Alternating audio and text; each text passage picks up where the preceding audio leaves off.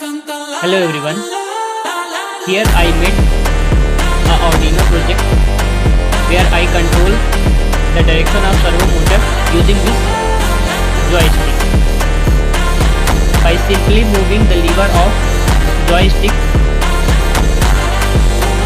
in left-right direction. When I press the lever, my Arduino servo perform 180-degree rotation.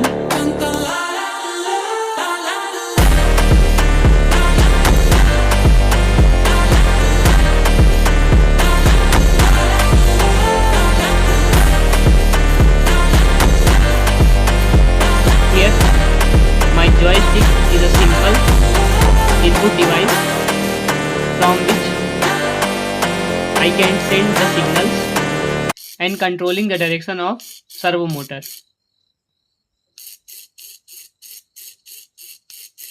Thanks for watching.